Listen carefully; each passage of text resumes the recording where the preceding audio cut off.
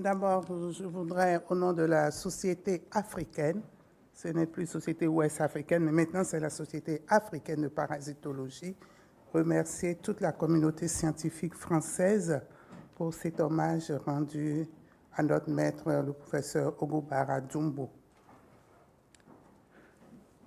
Abordons les maladies infectieuses au XXIe siècle. Vous imaginez toute l'appréhension que j'ai, parce que parler des maladies infectieuses, je pense que c'est un peu énorme. Alors, j'ai choisi les nouvelles notions qui se développent actuellement, le One Health, c'est-à-dire une seule et même santé. En introduction, il est peut-être superfétatoire de rappeler que les maladies infectieuses sont provoquées par la transmission d'un micro-organisme ou d'un agent infectieux, un virus, une bactérie, un parasite, un champignon ou des prions. La plupart des pathogènes évoluent avec leur hôte depuis des millénaires, ce qui maintient une stabilité, un équilibre dans les écosystèmes. Ces maladies infectieuses sont plus ou moins contagieuses. Lorsqu'on prend la tuberculose, c'est une transmission d'homme à homme. Le tétanos, une toxi-infection. Le paludisme, transmis par un autre intermédiaire. Et le sida, transmis par voie sexuelle. Tous ces facteurs favorisants relèvent de l'épidémiologie, de l'éco-épidémiologie, de la répartition géographique, aujourd'hui avec le développement des transports, des ports et aéroports. Les profonds changements que nous, hommes, nous faisons subir à notre planète ont des conséquences importantes sur la propagation des maladies infectieuses, car ces micro-organismes ne connaissent pas de frontières et passent d'un pays à l'autre, d'un continent à l'autre. Aujourd'hui, avec les changements climatiques, nous assistons à la destruction des écosystèmes. Nous assistons à l'apparition de nouvelles chaînes alimentaires et industrielles, au déplacement massif des populations grâce aux moyens de transport, mais grâce également, ou peut-être par le biais des problèmes politiques. Donc, il y a un brassage et on parle aisément du village planétaire.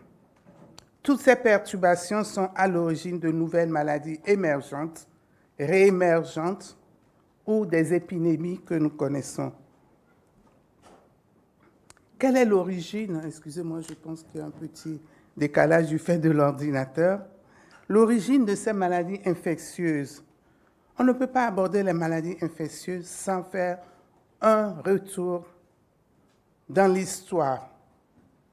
En effet, l'humanité a connu de grandes épidémies, la syphilis en Europe, la peste en Grèce durant l'Antiquité, et aujourd'hui, nous sommes au XXIe siècle, et certains chercheurs ont décidé de se pencher sur l'origine des maladies infectieuses, notamment Joblin depuis 2004, il a publié dessus, Wolf 2007 et Morin tout récemment en 2014.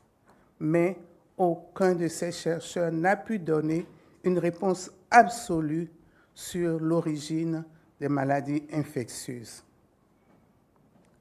Pour comprendre et illustrer ces origines, nous allons nous appesantir sur 4 maladies. La rougeole, la rage, la peste, qui sont des maladies très anciennes, et le SRAS, le syndrome respiratoire aigu sévère, qui est une maladie récente, une maladie émergente de notre époque. Si la rougeole et la rage et le SRAS sont d'origine virale, la peste est d'origine bactérienne, comme vous le savez.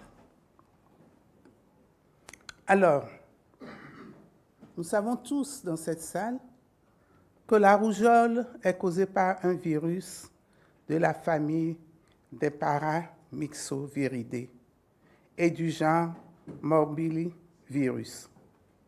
C'est l'adaptation du virus bovin présent lors du processus de domestication des animaux qui a conduit à ce passage du virus bovin vers l'homme.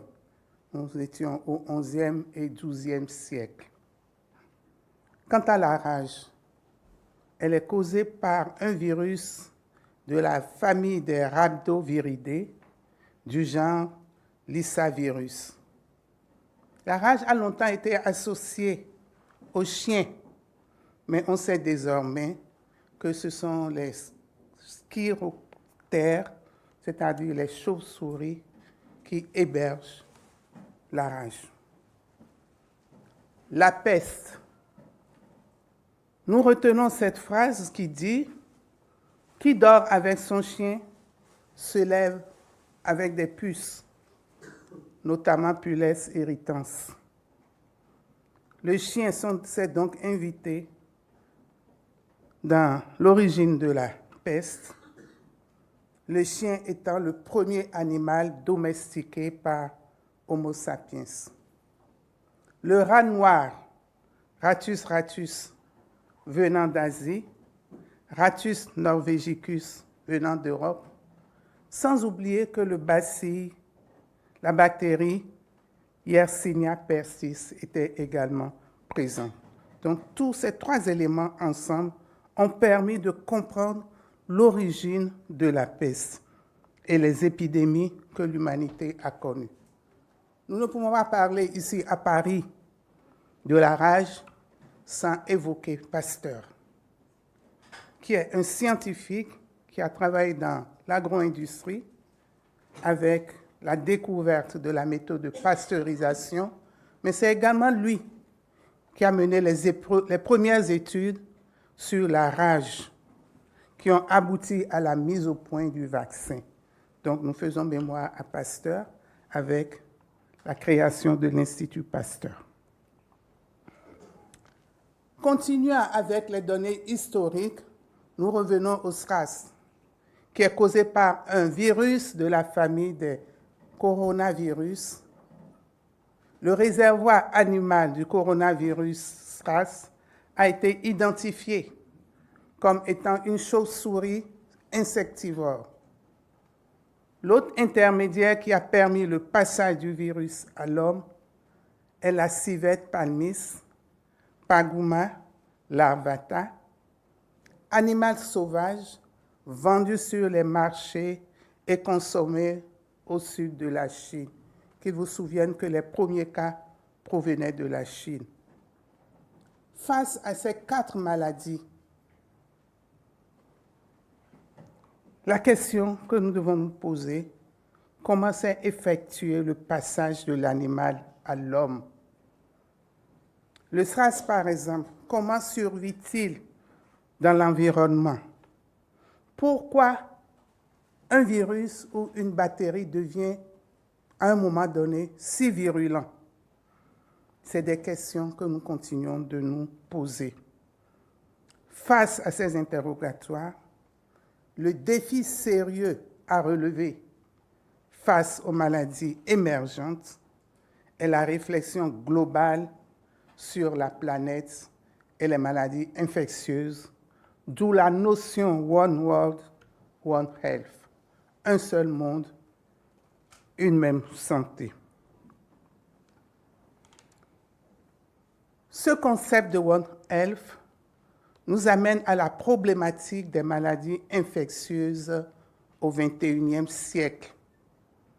Cette problématique s'explique par le recul majeur des grandes maladies infectieuses, notamment la variole, la syphilis, la diphtérie, mais également la grande diversité des pathogènes à caractère zoonotique, donc des pathogènes provenant de l'animal. Cette problématique également part de la mondialisation du risque malgré les progrès de la médecine. Les changements climatiques, les modifications des écosystèmes contribuent également à l'émergence de nouveaux pathogènes.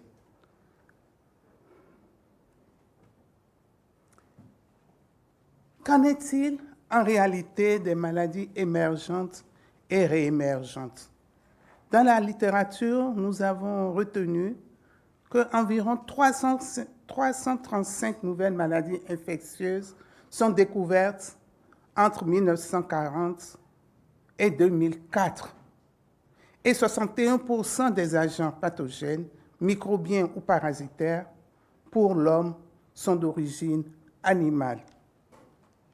Le schéma que vous avez avec un couple et son enfant, et tout autour, vous voyez déjà un enfant qui a des pustules comme la variole, et tous les animaux qui entourent en disent long sur l'origine animale de la plupart de ces maladies, d'où la notion One Health, une seule et même santé. Quelques maladies infectieuses émergentes. Les virus les plus connus ont été découverts seulement à partir de la deuxième moitié du XXe siècle. Le chikungunya, le monkeypox, l'orthopovirus, le virus Ebola, les filovirus, le VIH, etc. Et sur cette carte du monde, vous voyez la plupart des maladies émergentes et réémergentes que nous discutons actuellement, notamment en Afrique, les fièvres hémorragiques Ebola, la fièvre de Lassa, la fièvre jaune, la fièvre de Marburg, sans oublier le choléra multiséculaire est toujours là en permanence.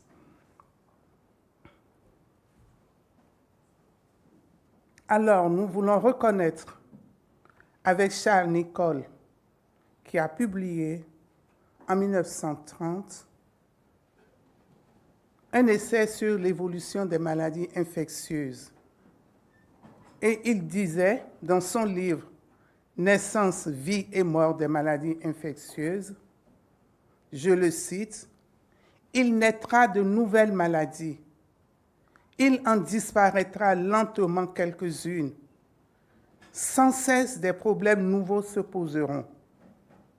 Les errements de l'humanité, l'hygiène et la prévention sont les facteurs essentiels qui gouvernent le destin des maladies infectieuses. » C'était Charles Nicholl, en 1930.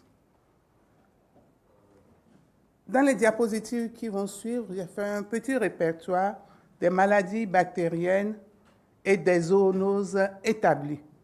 Nous partons de la brucelliose en passant par la fièvre charbonneuse, le botulisme, la fièvre Q, la leptospirose, la salmonellose, le tétanos, la tuberculose, la maladie de Linné, qui sont des maladies bactériennes, mais bactériennes et des zoonoses établies qui se retrouvent chez l'homme. Sur cette diapositive, c'est plutôt des maladies virales et les zoonoses établies. Donc, ce sont des virus qui se retrouvent chez l'animal et chez l'homme, des anthropozoonoses. La fièvre de la vallée du Rift, la grippe, la fièvre de Lassa, la maladie à virus Ebola, les fièvres hémorragiques de la Crimée au Congo, les hépatites A et B, qui sont des viroses, mais également des zoonoses établies. Et enfin, les maladies parasitaires et les zoonoses établies. Je citerai la trichinellose. Tout le monde se souvient des épidémies de trichinellose dues à la consommation de viande de cheval ici en Europe. La cysticercose musculaire, la toxoplasmose liée à l'alimentation de viande peu ou pas cuite, la leishmaniose, la trypanosomose, la Trypanosoma cruzi chez qui on a retrouvé beaucoup de réservoirs animaux. Le paludisme à Plasmodium knowlesi, qui est une plasmodie de singe qui s'est retrouvée chez l'homme et qui a été largement documentée. Je voudrais maintenant vous présenter quelques situations des maladies infectieuses en Afrique de l'Ouest. Nous avons beaucoup de maladies émergentes et réémergentes. Et selon l'Organisation mondiale de la santé, nous retenons la dengue qui réémerge dans plusieurs pays, l'Ebola, il est peut-être superflu d'en parler vu l'épidémie que nous avons connue récemment, la fièvre de Lassa qui est aujourd'hui endémique dans un pays comme le Nigeria et qui s'étend dans la sous-région. Nous avons connu nos cas au Bénin qui fait frontière avec le Nigeria. La maladie de la vallée du Rift, la fièvre jaune à cause des difficultés de vaccination. Ce sont ces maladies qui minent le développement du continent africain. En ce qui concerne le VIH, le taux de prévalence en 2016, même si la prévalence a baissé, certains pays continuent d'être des préoccupations. Vous avez la Guinée-Bissau, le Nigeria, la Côte d'Ivoire, pour ne citer que ceux-là. Mais il faut reconnaître les efforts de la communauté internationale avec un taux de couverture en ARV grâce à la création du Fonds mondial de lutte contre le sida, la tuberculose et le paludisme. Aujourd'hui, les ARV sont disponibles dans la plupart des pays et les malades peuvent bénéficier gratuitement de l'utilisation des ARV. La difficulté majeure, c'est un problème d'organisation, un problème de distribution et un problème d'éligibilité des malades candidats. L'épidémie d'Ebola, je reviens là-dessus, c'était la Guinée, la Sierra Leone et le Libéria, avec des milliers de morts, vous vous en souvenez. L'épidémie de la fièvre de Lassa, la fièvre hémorragique de Lassa, le Nigeria est vraiment le foyer à partir duquel se dissémine cette épidémie en Afrique de l'Ouest. Je reviens sur le choléra qui sévit toujours en Afrique occidentale. En 2018, nous avons eu près de 50 000 cas en Afrique de l'Ouest. La rougeole, les épidémies de rougeole reviennent, bien que le vaccin soit disponible. Les méningites, je dis bien les méningites parce que nous avons plusieurs sérotypes sur le continent. Et le sérotype W125 qui était très rare, aujourd'hui est en train de prendre de l'ampleur. Le paludisme. Oui, le paludisme recule. Et nous pouvons dire que 6 pays africains s'approchent de l'élimination d'ici à 2030. C'est peut-être un peu trop optimiste, mais on évolue vers l'élimination. Je citerai l'Algérie, le Comore, la Gambie, Madagascar, le Sénégal et le Zimbabwe. Ce sont des pays particuliers à cause de leur faciès épidémiologique du paludisme. On peut escompter l'élimination d'ici à là. Par contre, à côté, d'autres pays s'éloignent de l'élimination. Et aujourd'hui, le Nigeria, la RDC, le Mozambique, l'Inde et l'Ouganda sont des 5 pays où on a enregistré 50% de morbidité mondiale liée au paludisme. La tuberculose, qui pose un problème de multidrogue résistance en Afrique, notamment en Afrique de l'Ouest, avec notre grand géant, le Nigeria, la Côte d'Ivoire, l'Afrique du Sud n'est pas du reste. Ce sont des pays où la tuberculose pose un problème, surtout à cause de la drogue résistance. Face à tout ce panorama, quels sont les défis auxquels nous devons faire face? Il s'agit pour nous de parvenir à freiner l'augmentation de l'incidence des maladies infectieuses, non seulement dans les pays du Sud, mais dans les pays du Nord également.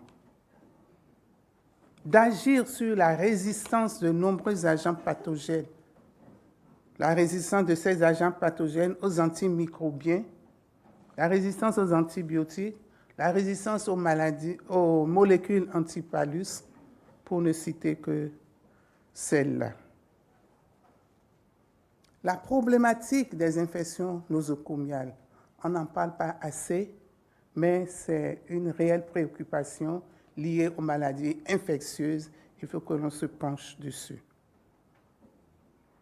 Il nous faut aller vers la mise au point de molécules antimicrobiennes originales.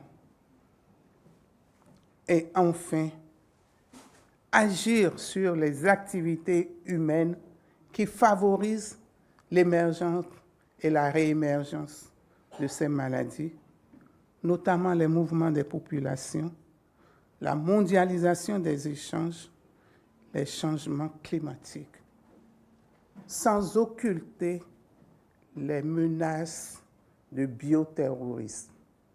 Nous savons qu'il y a des banques d'agents pathogènes dans certains pays qui l'utilisent à des fins terroristes. Il faut que l'on se préoccupe de cela. En termes de perspective, nous allons aborder la sécurité sanitaire internationale.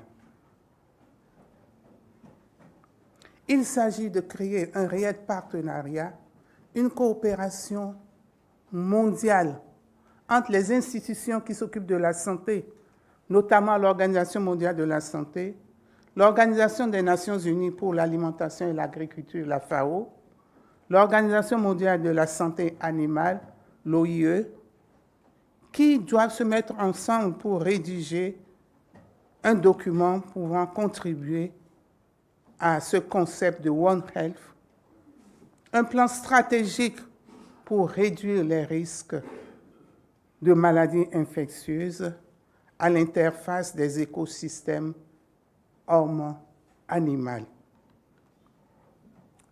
Le règlement sanitaire international, RSI, qui a été mis en place dans les années 1969 et qui a connu une révision en 2005, doit être perçu comme un code de conduite approuvé par tous, un code de conduite qui va nous permettre de prévenir et de combattre les menaces liées aux maladies infectieuses. Cela nous permettra de faire face au risque permanent d'apparition de toute pandémie que ce soit. Ce partenariat coopération mondiale devra nous permettre de développer des outils de communication et d'information des populations du Nord comme du Sud sur les pathologies infectieuses, en s'aidant des nouveaux médias, les nouvelles technologies de l'information. Nous, dans nos pays, par exemple, je peux vous garantir que dans la plupart des pays africains, dans chaque foyer, dans 80%, 90%, nous avons la téléphonie mobile. Le e-santé pourra être une réalité et permettre d'agir sur les maladies infectieuses. Nous devons, avec les politiques, organiser la gouvernance des systèmes de santé, former les ressources humaines en santé, notamment dans les pays du Sud, et nous rendons hommage à un visionnaire, le professeur Hugo Barra, aujourd'hui, qui a déjà anticipé et qui a mis en place une équipe solide. Et je salue le professeur Dimdé. Et nous pouvons être fiers et dire que la relève est assurée.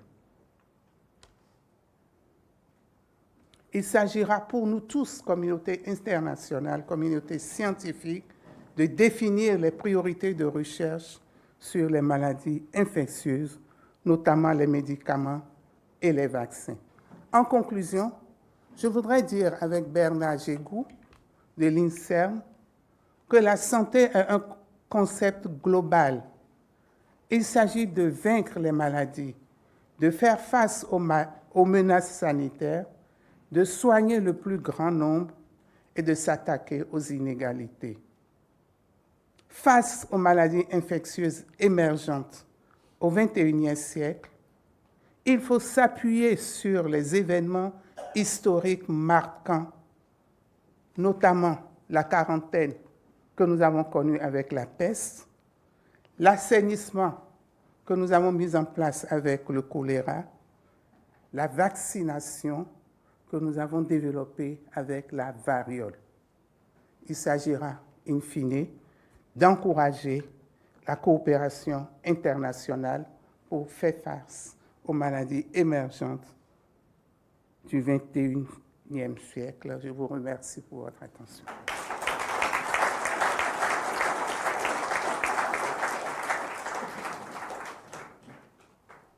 Un grand merci pour cette, ce survol, vraiment cette vision sur les maladies infectieuses.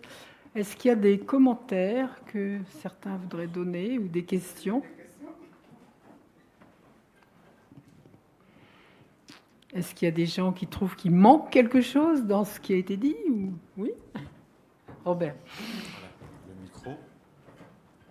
Oui, Robert Sebag. Bon, merci, parce que d'abord, vous nous avez rafraîchi sur un certain nombre de choses, sur ces maladies. Il y a aussi un...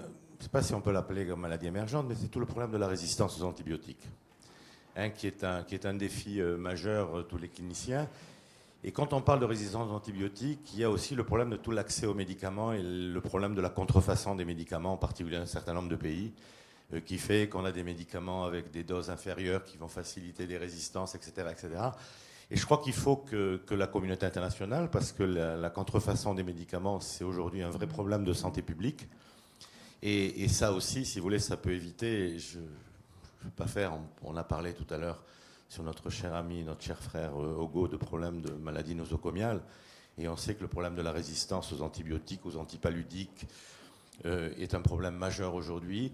Mais c'est toute la problématique aussi de la santé publique. Vous avez parlé d'une approche globale de la santé.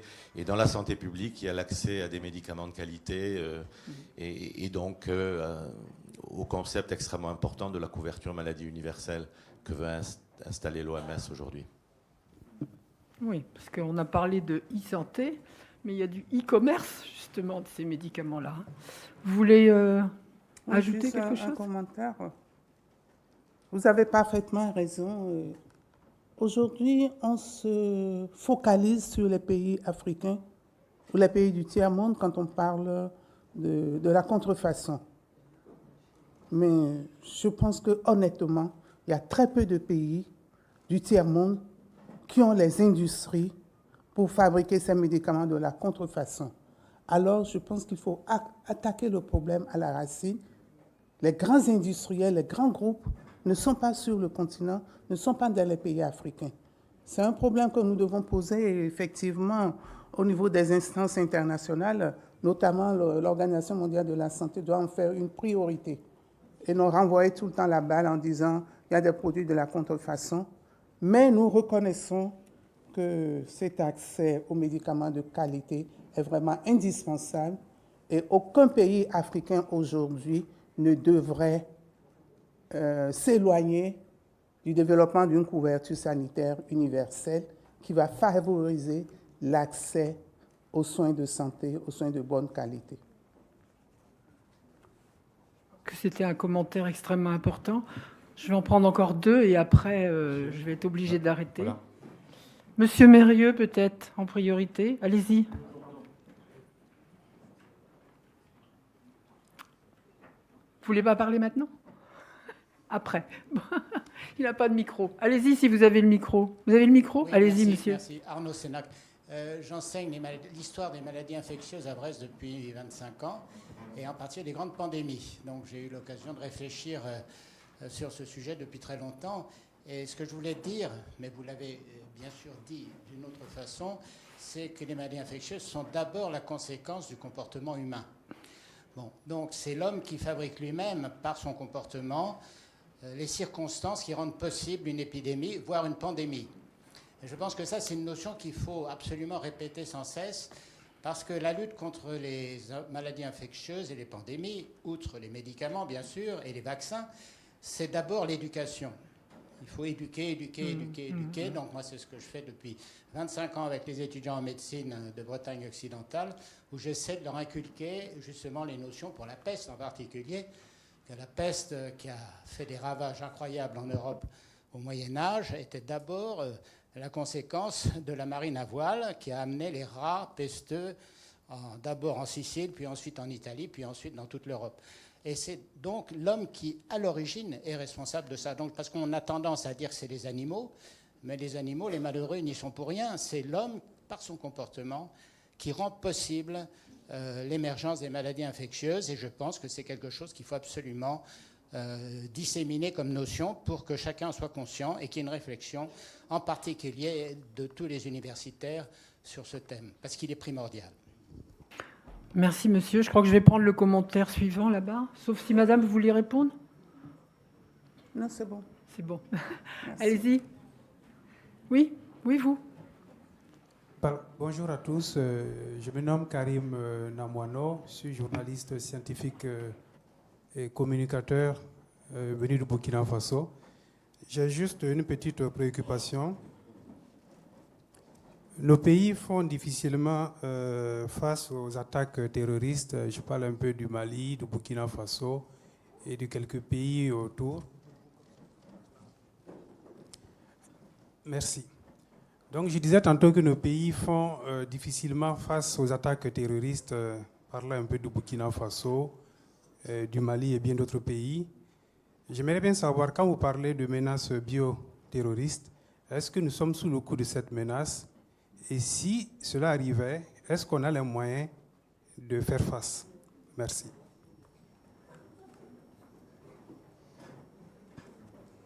Personne ne peut dire qui est sous la menace du bioterrorisme. Et aucun pays n'avoue utiliser les agents infectieux en cas de situation de crise ou situation de guerre. Mais nous, pays africains, je pense que nous sommes loin de pouvoir assumer et de faire face. Ce qui est visible, nous n'arrivons pas encore. Ce n'est pas les agents, les micro-organismes que nous allons pouvoir. Je pense que la réflexion doit se faire au niveau de la communauté internationale, parce que nos grands chercheurs, les grands scientifiques, les décideurs de ce monde savent où sont les agents infectieux et savent et peuvent reconnaître les terroristes ou les gens qui les utilisent. Mais nous, en tout cas, j'avoue que nous ne sommes pas dans la capacité de pouvoir détecter ces agents infectieux qui seraient peut-être sur le continent. Pour terminer, je vais donner la parole à monsieur Mérieux. Je rajouterais, madame, l'explosion démographique depuis un siècle. On est passé de 2 à 8 milliards d'habitants.